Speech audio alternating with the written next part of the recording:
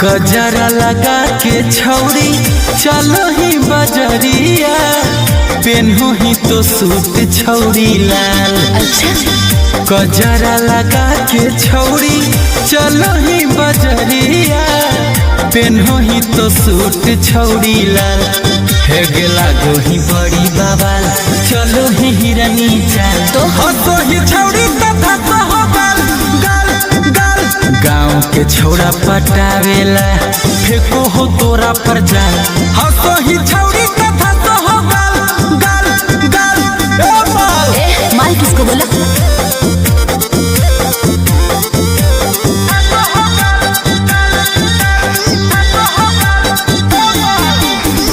कनवा में बाली लाल लागो हो कमाल गे, दिल में लग आग जब पलटो ही तो बाल गे।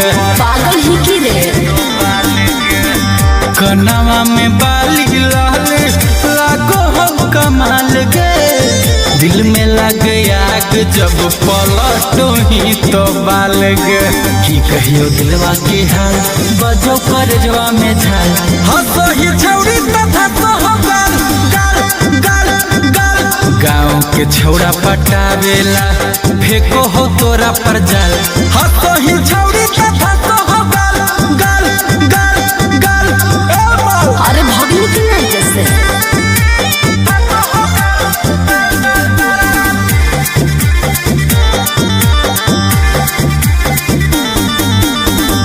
फेरा में लागल हकौ सौरभ गुंजन गे, के करा बनैमी छौरी अपन तू सजन गे।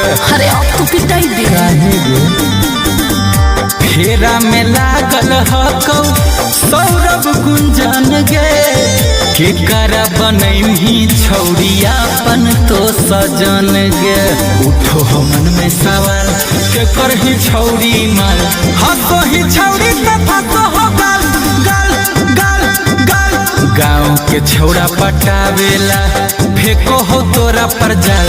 हंसो ही छौरी तथा कहो गाल गाल गाल गाल।